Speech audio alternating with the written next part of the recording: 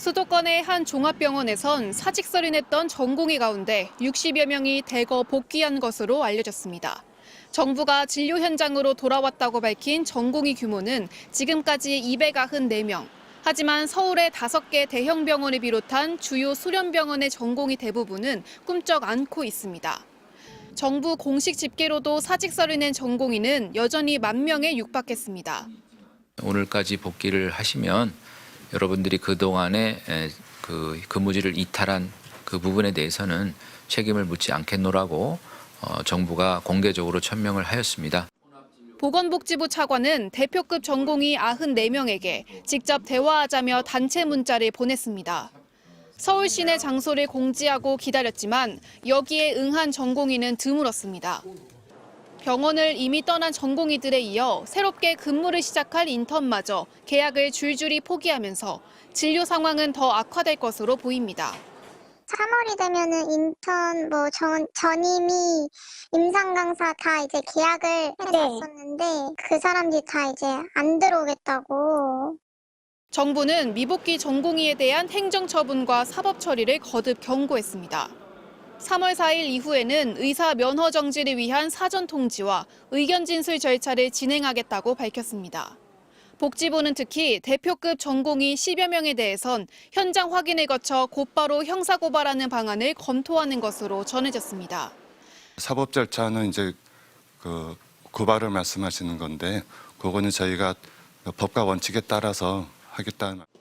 정부는 또 지역 필수 의료를 강화하기 위해 현재 1,200명 수준인 국립대병원 10곳의 정교수 숫자를 2027년까지 1,000명 더 늘리겠다고 발표했습니다. MBC 뉴스 김혜지입니다.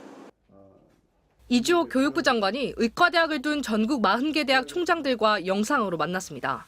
의대 정원을 얼마나 늘릴지 다음 달 4일까지 신청하라고 독려했습니다. 지금 의대 정원을 해도 10년 뒤에 의사들이 늘어나기 시작하는데 총장님들께서는 적극적으로 행동에 지금 나서주시기를 부탁드립니다. 간담회엔 대학 총장들만 참여했을 뿐 의대 학장들은 배석하지 않았습니다. 그간 의대 학장단체는 2,000명 증원에 반대 입장을 거듭 밝혔습니다. 교육 여건을 고려했을 때 350명 증원이 적절하다는 겁니다. 의대 학장들 입장이 전과 달라진 건 사실입니다. 당초 지난해 10월 40개 대학에서 정부에 밝힌 증원 희망 숫자는 최소 2,151명에서 최대 2,847명이었습니다.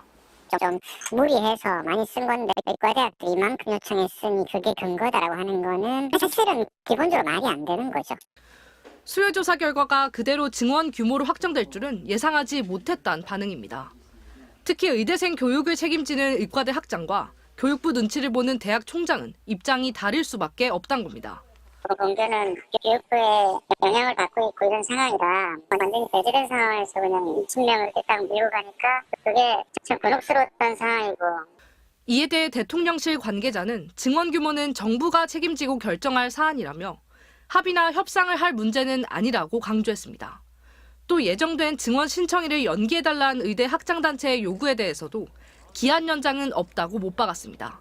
MBC 뉴스 유서영입니다.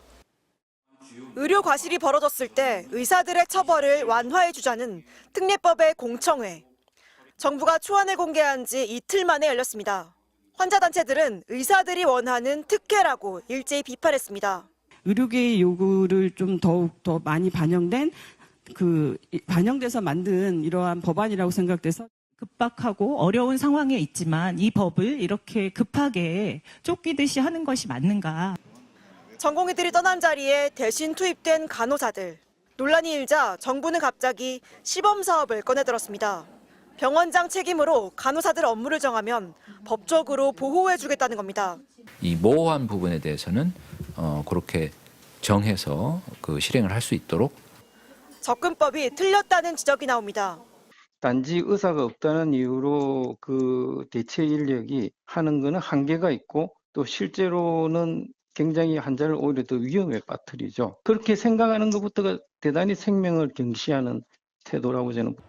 특히 지난해 간호사 업무를 법적으로 명확히 하자는 간호법에 대해선 거부권을 행사했던 정부가 미래의 진료 혼선을 다시 부추길 거라는 우려가 큽니다. 정상 참작의 사유는 될 수 있지만 불법이 합법이 되는 건 아니잖아요. 그때 환자가 사망사고가 나면 정부 시키는 대로 했어요라고 그걸 봐주겠습니까? 정부는 또 의료 차질에 대비한다며 이번에 비대면 진료도 전면 허용했습니다. 한시적으로 시행한다지만 오진의 우려 때문에 논란이 끊이지 않는 사업입니다. 나 단순히 위가 아파요, 소화불량입니다 했을 경우에 이 사람이 심근경색 중일 수도 있습니다. 세상 어디에도 안전한 비대면 진료는 없습니다. 전공의 집단 행동에 정부가 다급하게 쏟아낸 대책들.